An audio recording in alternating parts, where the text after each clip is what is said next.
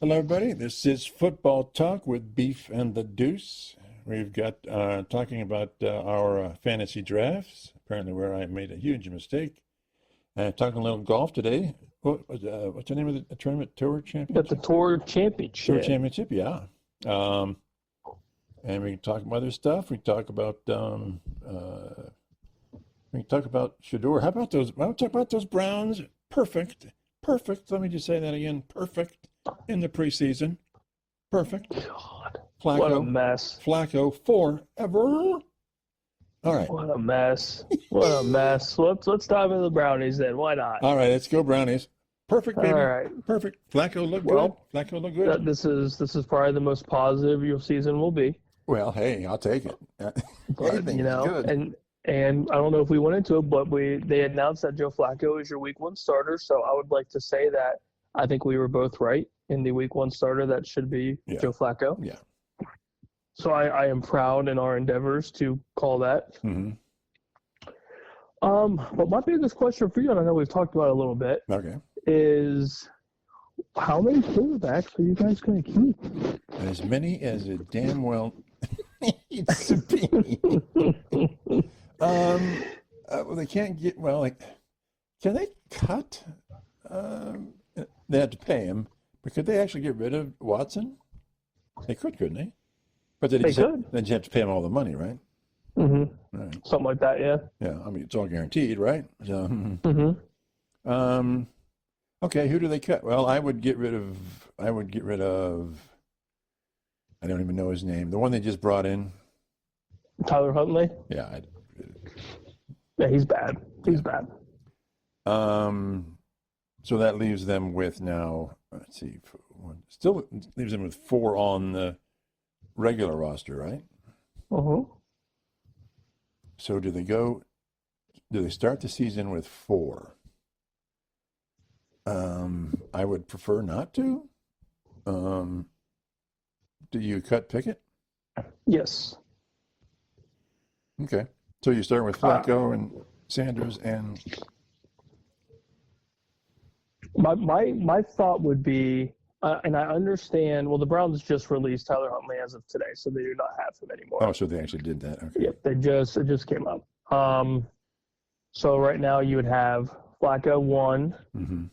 I would assume for the time being, as much as I think it's dumb, Pickett's going to be your backup. It's going to be your number 2 because he has experience. Has he played in the preseason? I don't think so. I think he's been hurt. Okay. So, but technically he's number 2. Yes, so I would say technically he's 2. And then your third is, I almost feel like they are going to keep Dylan Gabriel. I want to say I guess Shador, that first preseason game that he played, he did look good. He did. There were a couple touchdown passes, looked great, but then ever since then it's just been kind of meh. But don't you think a lot of those things are fixable for him? Very fixable? I think the raw talent's there. Mm-hmm. And a lot of people have said the raw talent that he has it's tremendous. I mean, he just holds the ball away from his body, and it's going to get knocked the friggin' away. Yes, he's going to get wrecked for sure. And he wants to. This is the NFL, baby. You're not going to scramble your way out of everything. It's just not going to happen. Yep, he's gonna take some hits, especially playing in the North. Yeah, the defense is, for the most part, pretty okay. Yeah. Pretty okay. I'll take his head off. Is what they'll do. Yeah. So it's a little tough for his play. So, and I've been kind of impressed with Dylan Gabriel. I don't think he's played very bad. No. He throws he's got some zip to the ball. He's got some accuracy. Uh-huh.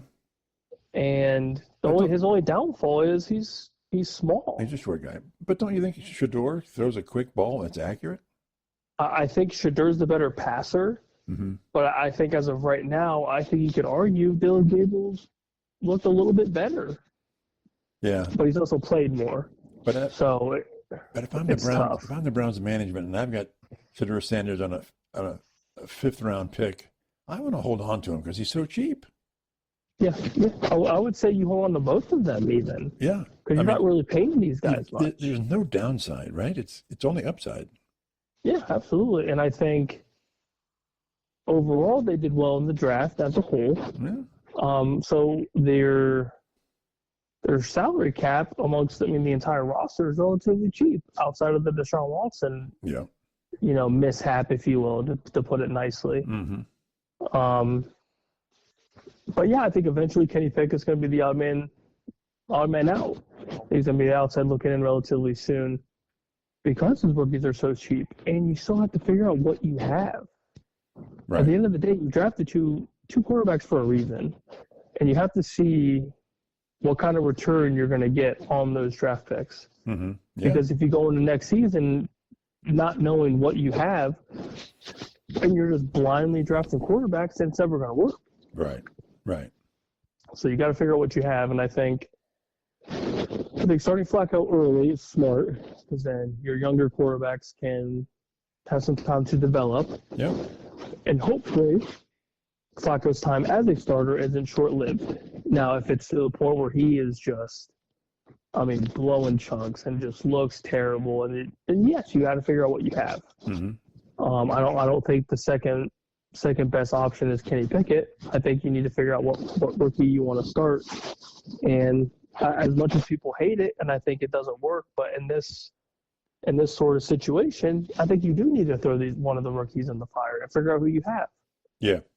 Because come next year, you're going to have a pretty decent quarterback class coming out. Yeah. Next 2 years. If I was Browns, I would have, of course I would, but I would have Flacco on the roster next year. If you could, absolutely. Because okay, I'm going to assume that Flacco is going to do okay this year, or at least in the start. Absolutely. The first 6 games are going to be very, very difficult. Mm-hmm. But we'll see what happens, right? When you're a Browns fan, you're always looking for positive. You just never get it. So maybe he gives you some positive. Right. But so then, even if you then bring in Shedeur or get Dillon, he's already. If I'm Stefanski, I've got Flacco in my back pocket. If one of them gets in a little bit of trouble, take a break, sit it out, figure it out. We're going to have Joe play for a while. Mm-hmm. Just as a way to take the stress off, because it's going to be very stressful. It's going to be extremely stressful on these guys. And, before they get into really bad habits, we're going to have Uncle Joe step in and play football for a couple of games. I think that's the way. Because you also know what you have, too. There's no surprise in, what he's doing. And I think Stefanski and Flacco are made for each other. I think they understand each other extremely well. I think so. Look at what happened during your playoff stretch. Right. Everything was clicking. The offense was humming. That's Jerry right. Jeudy looked like a receiver one. Mm-hmm. Just imagine if Nick Chubb was healthy. Yeah. Would have been a very, very interesting offense. Yeah. And the color of their beards match pretty much, right? Well, you gotta have the facial hair, You gotta have the facial hair and the gray mixed in. That's the way. Yeah, you gotta look handsome out there in the streets of Cleveland. That's right. So that's what I would keep. So you think they're going to cut Pickett before the season starts? I don't think before, but I think eventually they're going to either release him or just practice squad him. Okay. Cause I feel like at that point, you're wasting draft picks on quarterbacks that you're never going to see. Right. That just sounds, obviously it's a waste of time in my opinion. Mm-hmm. But yeah, you drafted 2 quarterbacks for a reason. It's not like you thought signing Kenny Pickett on a 2-year deal, this guy's the future. He's not. He's not. No. He's absolutely not. He's a bust. He has a Super Bowl ring because he was the backup. Right. But he's not a good starting quarterback, and that was proven early on. Yep. Okay. Give us our Micah Parsons update. It sounds like, allegedly, per the reporters that be, the Twitter world, basically everybody that has reported this, Jerry Jones offered Micah Parsons, allegedly, the most money for a non-quarterback. I don't know how true this is. So it's over 40 million? Yes, somewhere around that threshold. And at some point they are, I guess, supposed to talk or meet or something. Mm-hmm. But Jerry Jones wants to meet with just Micah, not his agent. He wants to talk to Micah Parsons himself. Mm-hmm. And again, that's not how this works. If you have an agent, you talk to the agent. Yeah, that's even in the rules, isn't it? Yeah, you talk to the agent, You and then can't- the agent relays information to Micah. Or at least they got to be in the room. I mean, you can't technically bypass the agent, right? It has to go through the agent. So I'm curious to see how, because this is, I mean, honestly, the biggest week for a lot of these, contract deals and, whatever else, because in case anybody forgot, September 4th is our first game against the Eagles. Yeah. So I would prefer, if this payment is going to happen, get it done now. Mm-hmm. So it's not looming over the first game of the season, which, by the way, is a division opponent. Yeah. Well, yeah. Our biggest rival. Yeah. So it's just, it's more of a headache. If anything, you want to get rid of the headache. Mm-hmm. You want to just play football. Yeah, one way or the other. Just play football. And at the end of the day, Micah, you still don't have to have an extension. They don't have to give this to you. Right. If anything, it's almost a courtesy. Right. As weird and as wrong as that may sound, Yeah. that's a courtesy extension, because they can just let you play out your contract. Right. Which you And then signed. if you want to demand more money and they say no, okay, see you later, man. Mm-hmm. It's as simple as that. As much as it sucks for our defense, that they can easily do that. Mm-hmm. So I guess we'll see what happens. We really can't afford to lose them right now because we don't really have anything. Right. But the more I look at the roster as a whole, I don't necessarily hate the offense that we have. I don't necessarily hate the defense that we have. It's just the team needs to play better as a whole. We can't have one game where the offense is dominating and our defense is giving up, Cincinnati Bengals defense points, basically. Right. We need to play a little bit of defense, or if our defense is playing well, our offense needs to play well too. Right. It's just very back and forth. So, I mean, we'll see. We have a healthy Dak Prescott, a healthy CeeDee Lamb. Pickens is a 2, should be great. Jake Ferguson's an emerging tight end, and our offensive line hopefully will be relatively okay. Now we just got to figure out the running attack. So, right. So here's a question about the Cowboys. It's more about that division. Okay, so even with Parsons back playing, it seems like, and maybe I'm wrong, but you're the expert in this division, it seems like the Eagles and the Commanders are separating themselves from the rest of the division. They're moving on and up, whereas the Dallas is treading water. mm-hmm. It's who they've had before. It's who they've had in the last couple of years, and that's fine. But am I wrong here in saying, especially with Washington, they're just sort of saying we're a lot better than the other two teams, and that's going to continue for quite a while. Yeah, I think you're right. I think the shocking development of the Commanders was a surprise, not only for me as a Dallas fan, but for the entire NFL. Yeah. I think this team came out of left field. Because you thought going in, Dan Quinn, first-year coach with the team, I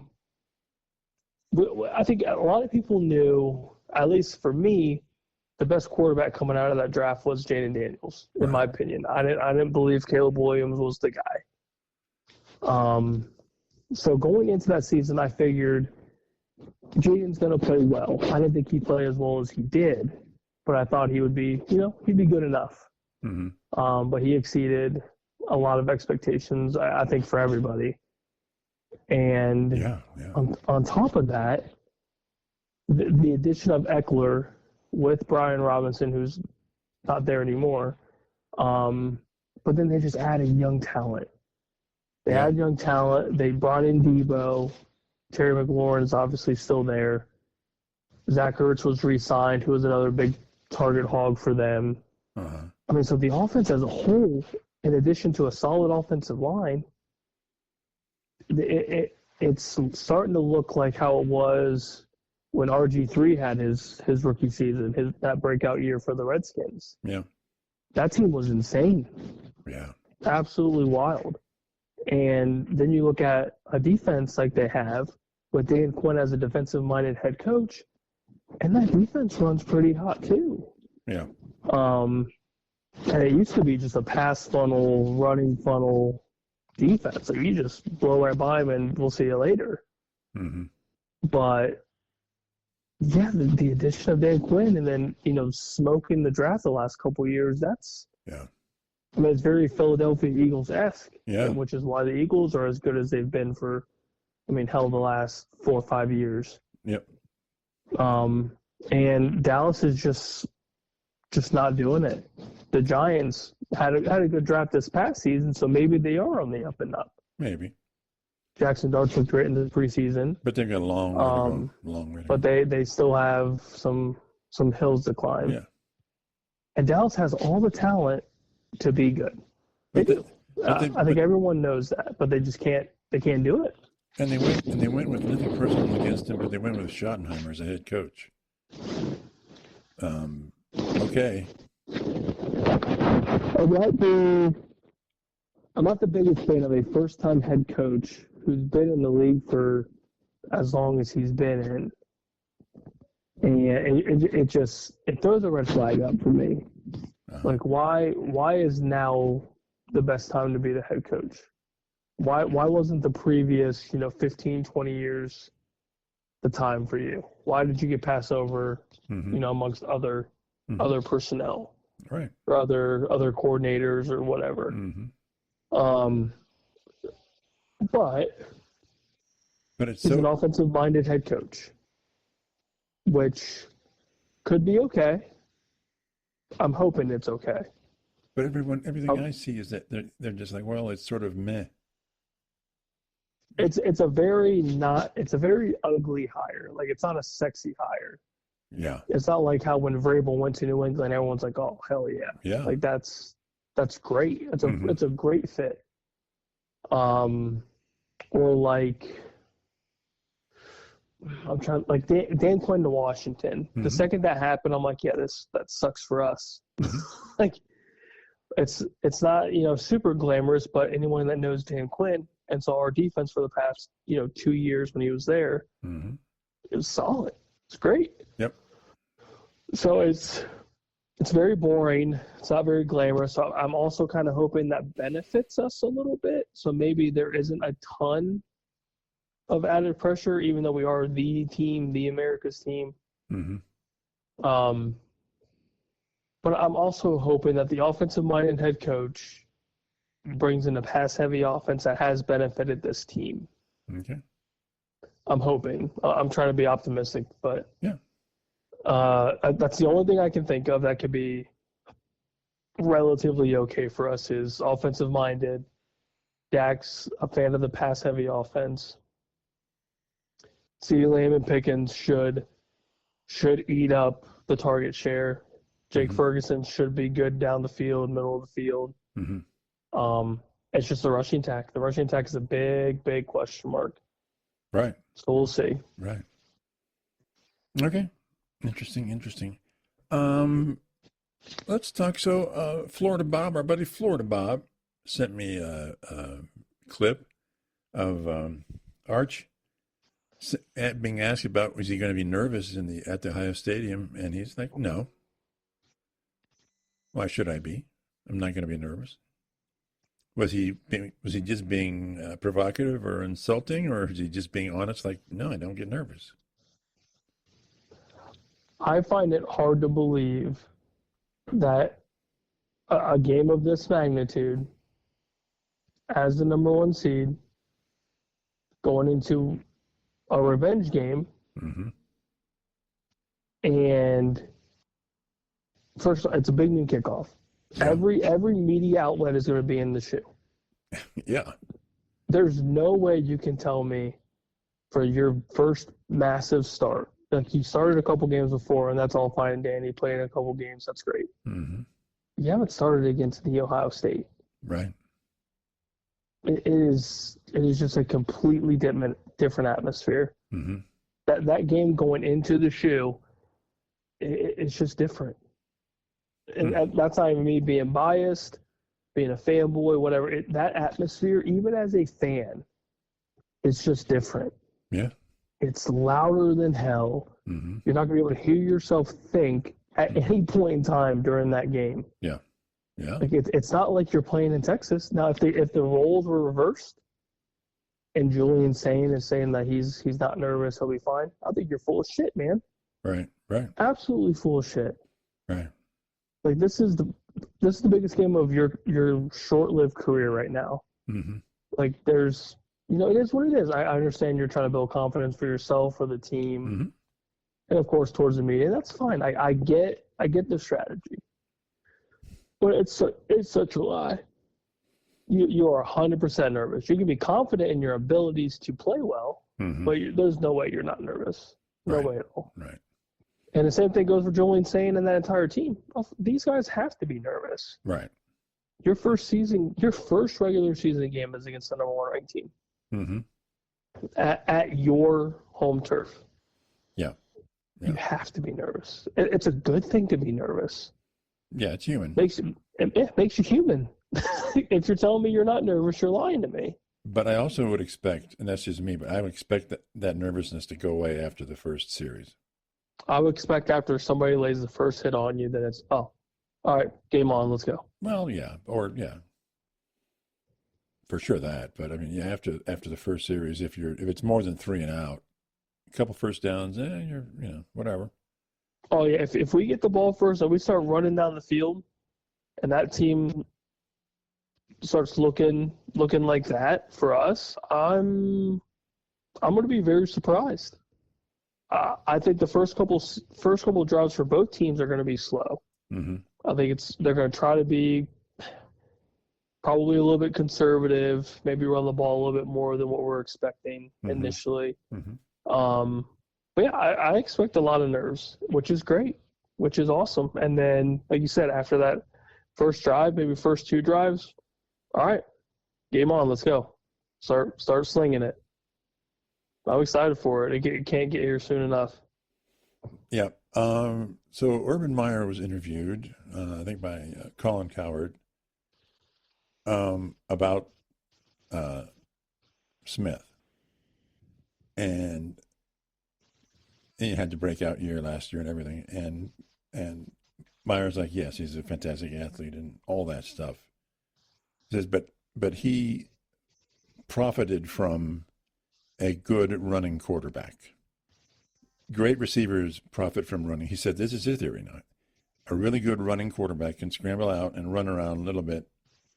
It makes the receiver's job immensely easy or easier. And the number 2 quarterback and maybe the wide out or the tight end. And he says, and then they had maybe the best combination of running backs almost ever. He said, your job is easy to be the standout quarterback because you can't just, they're going to double him until they can't. And, doubling is not easy. Mm-hmm. And so he says in theory, it should be more difficult for him this year than it was last year. Because I think he said, was it in the Texas game that they doubled him? Mm-hmm. And, a couple of catches, right? Nothing. Mm-hmm. So he said it's a team effort, obviously, and he's a great athlete and all that, but it won't be. His point, isn't going to be as easy as it was last year for him. Interesting. And that's why he likes Keenholz. But he said Sayin is one of the best arms he's ever seen in his life. Mm-hmm. That quick release, it's second to none. Yeah, but he really likes Keenholz because he runs around. He can run. He can roll out and pass the ball much better, and he can do programmed runs. He said if you've got a quarterback that can actually take the ball down and run, you're just going to be. And think of all the quarterbacks that he had who would run the ball. Come on now. Blame Tebow. You can blame Tebow for a lot of things, but he could take it down and run it too. Oh, absolutely. Absolutely. And JT, oh my God. If you. Yeah, and the thing is, I think a lot of people tend to forget, like, Julian Sane is able to run the ball. He's definitely able to run out. He just prefers not to. Right. I feel like, obviously, however, the dual threat that he was, it like Urban said, it is easier to have a broken down play, scramble around a little bit, than you have single coverage on the best receiver in the country. Yeah, or even if you just roll out. Yeah, or you roll out and he's right there for a 10, 12-yard pass, whatever it may be. Right. But I also think, too, with Jeremiah Smith, Carnell Tate, Brandon Ennis, Max Clare, all of these studs on the outside and obviously the tight end position, having somebody that does a 3 to 5 step drop and then just slings it to you on a dime, on a rope, your only job is to beat the guy in front of you. And I feel like every one of our receivers is 9 times out of 10 better than the secondary player in front of them. Right. I think Jeremiah is better than everybody that's in front of him this entire season. I tend to agree. I think Carnell Tate, very similar situation. Mm-hmm. So I don't necessarily think that Urban Meyer is wrong, but I also think if Julian Sane is as accurate and as exceptional of a passer as everyone's saying he is, our receivers should have no issue with beating the guy in front of them, be open enough for Julian Sane to hit the spot. Talk to me about the running game, though. The running game, I think, is just it's nerve-wracking because it's so unknown. And last year was so incredible. Yes, and last year was probably the best 1-2 punch that we've ever seen. So we got to see James Peoples run the ball early on in the season, and I was impressed with him. So I have no nerves with him. I think the biggest question mark is going to be how the 1B is gonna run the ball, whoever that ends up being. Mm-hmm. There's assumptions of it's going to be Donaldson, the transfer from West Virginia, I believe. Mm-hmm.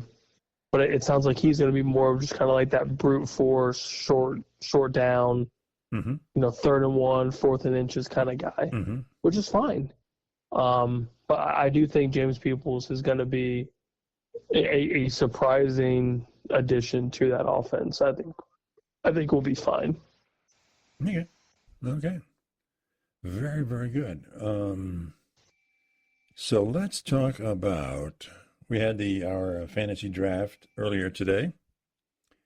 You received an A-, I understand. And I'm good at what I do, Deuce. Yeah, I can't argue that. And I, of course, got a D-. Should have just auto-drafted, right? Should have just auto-drafted. No, I got to put my finger on it here. So let's analyze. Absolutely. Give me your roster for your A- squad. All right, so we'll go as followed. Jalen Hurts, quarterback. Okay. Receivers, Tyreek Hill, Cortland Sutton, mm-hmm. DJ Moore, mm-hmm. Rashee Rice, mm-hmm. Matthew Golden. Running backs. This is the cream of the crop right here, Deucer. Bijan Robinson, Bucky Irving, mm-hmm. Chase Brown, Caleb Johnson, Javonte Williams, Joe Mixon. Okay. Tight end Jake Ferguson, and then kicker is the Detroit kicker, Jake Bates. Okay. Out here balling. Oh, and my backup quarterback, in case you're curious, is CJ Stroud. Okay. A-. I'm sniffing playoffs. Yeah, you're sniffing glue. So here's the Big Deuce squad. Laying down the Big Deuce here. Okay, that's why they call it the Deuce. Quarterback, Joe Burrow.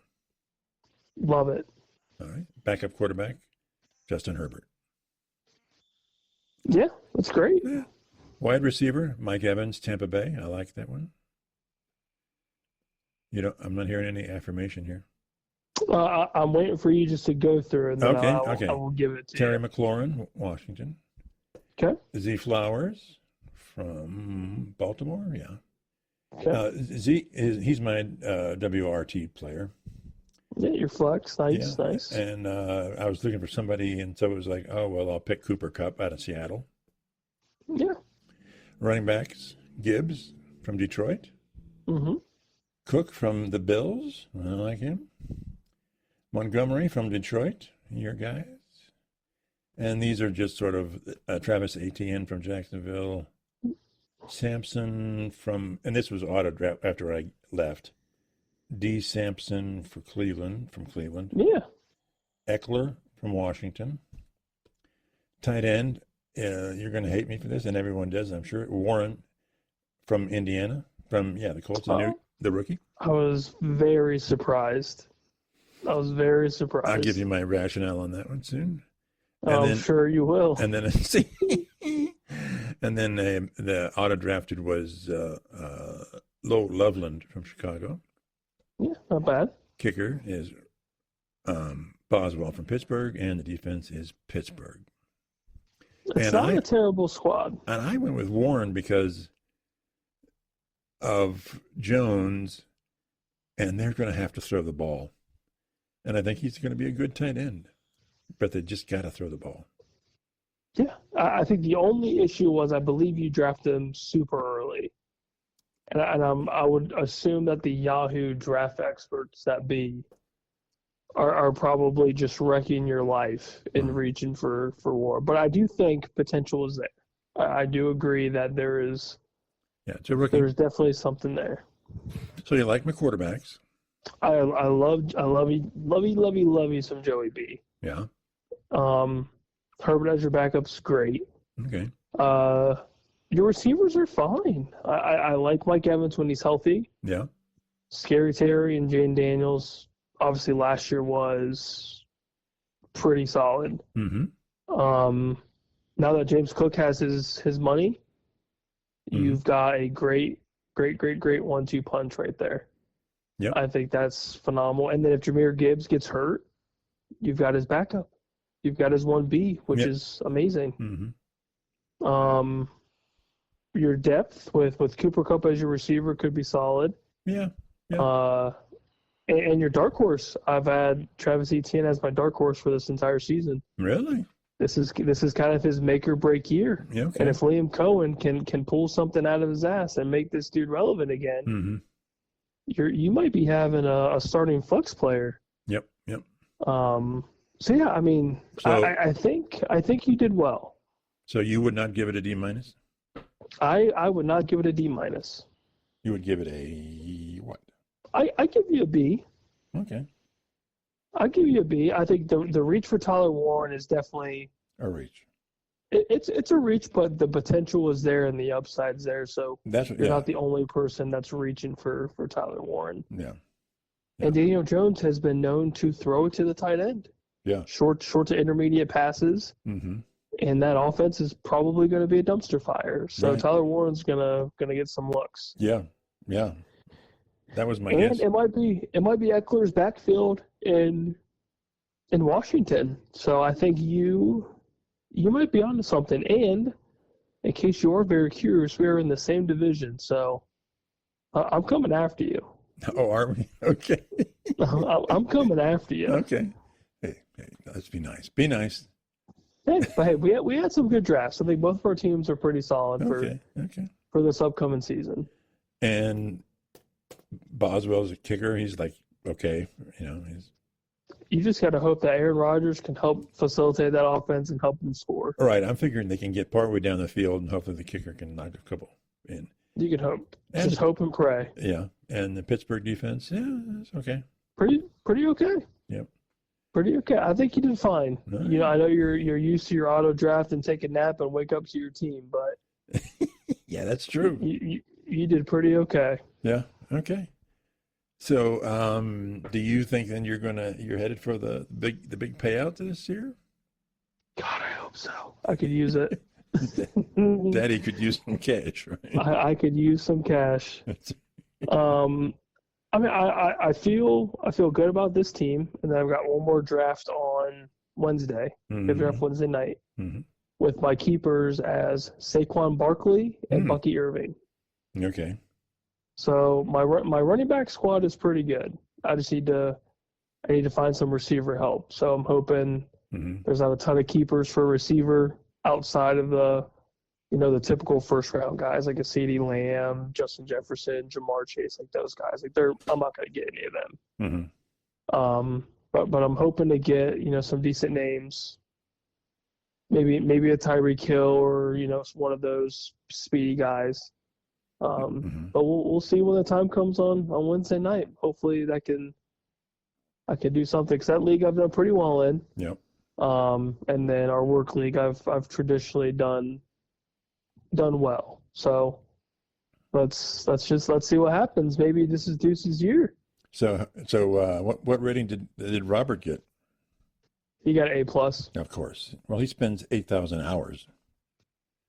Oh, he was sitting there, just talking my ear off. And, I bet he was. Doing our thing. Working hard though. We're working hard. Absolutely. The world is a safer place for you guys. But yeah, of course, he has a what they call a marshmallow schedule. So he is looking at a playoff berth as well. Is he in the other division? Yes, conveniently. Okay, all right. Oh, so I don't play him twice again. You might. We'll see. So I'm not sure how it all works, but I think you might avoid that. I'm thinking of playing my quarterbacks when I play you this year. Yeah, can you do that, please? Yeah, I'll try to work my quarterbacks into this. Yeah. Try to start a team with the quarterback so I can maybe win. Oh God, I'll never forget it. That's golden. I'll never forget it. You'll take that to the grave. Oh, it's going to be on my gravestone. So if anybody that even knows or cares, in one fantasy, it was because of a bye, I guess, right, or something, or an injury. Yep, it was an injury. And I forgot to put a replacement in, so I had no quarterback on that game when I played you, and I won. Yep, I had a 93 win percentage. Did not win. Lost by like 10 points. It was insane. Yes, indeedy. I will never forget it, and I was the laughing stock of that entire fantasy league. Oh, and deservedly so. No, I deserved every bit of it. Every bit of it. Just terrible. Just terrible. Okay. So now were you – I picked Burrow as my second pick. You guys – you don't pick quarterbacks early. Were you surprised or wondered why I would pick Burrow that early? I was surprised you picked Burrow as early as you did, which I'm sure didn't help your draft grade. But yeah, I'm a big fan of either Burrow or Hurts. If I'm picking a quarterback early, those are the two I would pick. And Hurts fell to me in like the late fourth round, and I'm sitting there thinking to myself, like, I might actually have to take a quarterback, because I traditionally wait very late. I usually take a Jared Goff or like a Brock Purdy if he's late, stuff like that. And I use the value, which it benefited me, but not last year because I just got injuries up the ass. Yeah. But 2 years ago when I did my little run. But yeah, I think there's more value late. But I mean, Hurts was going as early as, first picks of the third round. And I got him in the late fourth. Yeah. I'm like, okay, that's pretty good value. Like, I'll sag that because I already had my running backs. I had 3 running backs and a receiver before I had Hurts. So why does Yahoo doesn't like me picking a quarterback that early? What's the thing? So I think their stuff is based off of the assumed draft number. So Burrow was probably within the 30 to 40 pick range. And you snagged him at 20 something probably. So they just base grades off of that, where they believe these players are going to be picked in comparison to where you picked them. Oh. I got Crawford taking Jake Ferguson 15 picks ahead of where they believed he was going to be picked. sort of thing. And then they grade like the steals of the draft. Like I had Rashid Rice, and I picked him super early because a lot of people think he's going to be suspended. Mm-hmm. And if he doesn't get suspended, he's a week 1 starter. Right. He's a starter every week. Right. So they just do stuff like that. And it's all BS at the end of the day because we all know it takes one injury to our star player, and then we're like, oh, well, shoot. So they're saying that I'm dumb because, or whoever picks it is dumb because they picked him too early. Basically. Okay. All right. It's just what they believe is right, not what we think, because we're just basic people, you know. Yeah, that's why we play the game. Absolutely. It's $20. Yeah. I can lose $20 and be okay. You sure can lose $20. So can I. That's one T-bone meal a week. You'll be fine. Indeed it is. So let's talk about a little golf this weekend. Tell me what this tournament was. And your Shefty guy didn't come back. He was close. Nope, he was close. He was very, very close, but about damn time. What was the tournament again? It is the Tour Championship, which is different from the normal. So it's the FedEx Cup playoffs for the PGA Tour. So you start off with the top 60 players. The top 60 players get into the first week of the playoff, which is the St. Jude Championship. Mm-hmm. So after the St. Jude, you play that weekend, and there's no cuts. The cuts are at the end of each weekend. Mm-hmm. So from 60, they cut down to 40. So the top 40 go and play in the BMW Championship. Okay. That's the second leg of the playoff. And everything's based off point totals. So you have to traditionally, depending on what happens, obviously your score for that tournament is adjusted throughout each hole, and your ranking is adjusted between each hole. So it's it's more competitive than any other tournament, I would say, because your rank in the FedEx Cup playoffs is constantly going up and down, and you see it going up and down. So you know what you need to shoot for in order to make it to the next tournament. So are you saying they sort of get a handicap then? There's no handicap per se, but there's a certain placement that you need in order to move on if you're one of the lower ranked players. Okay. So if you're within the top 20, top 25, even top 30, you're trying to keep that rank. Mm-hmm. If you're outside of that top 30 going into the first week, you're trying to win these tournaments. You're trying to, at least finish top 5, top 10. So like Justin Rose, for example, was, way up high in the rankings. Mm-hmm. He goes from like whatever his ranking was initially going into that weekend, and he wins, and he shoots up from high ranking to like top 5, because the point totals when you win they're double. You get an insane amount of FedEx Cup points in this playoff, in this tournament. Okay. So he ends up going through winning the St. Jude, and he's basically a shoo-in for the Tour Championship. Because at the end of the regular Tour season, you have your FedEx Cup point totals. So if you win, you get 500, 600, and then if you place, so like Scotty, for example, Scotty Scheffler, he won 5 times, so you can assume he's got at least 3,000, 4,000 FedEx Cup points, when in reality he had like 12,000. Right. So he just played out of his mind. I don't think he missed a cut. And had just an insane amount of top 10s and the 5 wins. So like he's a shoe-in, and like Rory McIlroy is a shoe-in. Right. And like the big name dudes that are consistently in the FedEx Cup playoffs and the Tour Championship, blah, blah, blah, blah. So what happens after this tournament today then? So everything's done. So you go through a couple-week break, and then I shouldn't say the lower tiers, but like the lower tournaments, or like the kind of the unknown tournaments for the I would say if you're a very kind of gung-ho golf watcher, like you're watching a lot of these early on tournaments. But then you have the Ryder Cup in, like late September. So the Ryder Cup's around then, so I usually, more than likely, I will watch the Ryder Cup, and those are the top 6 players, Mm-hmm. including the captain, which is Keegan Bradley. So even some of the live guys can qualify for the Ryder Cup, which I believe Bryson DeChambeau made it. So he's in the Ryder Cup. Mm-hmm. So outside of that, then it's kind of almost like a dead season, if you will. Like they play a lot of tournaments down south or like in the West Coast Mm-hmm. or like Hawaii, for example. And those are usually in December. So a lot of the big name golfers will take, a pretty long break up until, some of the December tournaments. And then once you get into like that late winter, early spring, you start seeing some of the bigger names like the Pebble Beach Pro-Am and stuff like that. Mm-hmm. Like when that starts rolling around, you start to see the bigger name golfers come and play. All right.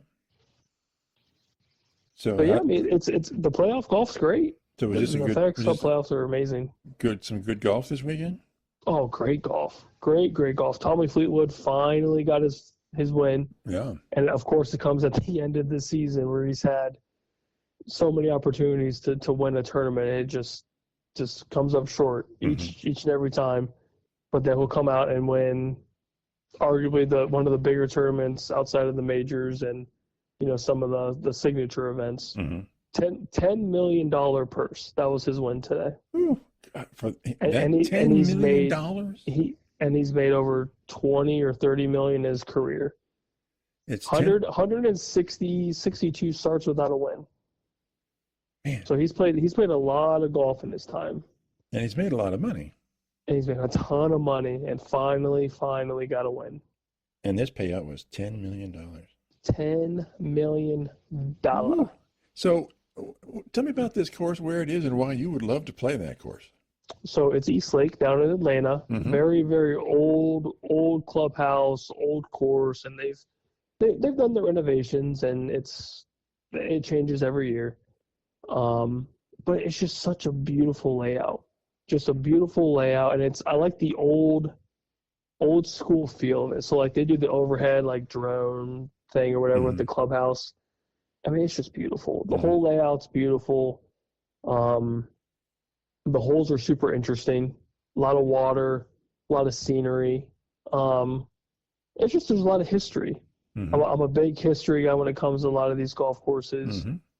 And just to know, like, so for like the Tour Championship, they've been there for the last like 20-something years. So it's obviously a staple for the tour, and a lot of the players enjoy playing it because it's tough. It's got some meat, and they make it difficult for a reason. Which I mean, I think Tommy Fleetwood shot at 18 under for the weekend, but these guys are just so damn good that it doesn't even matter. Right. But yeah, it's a very interesting course, very narrow, and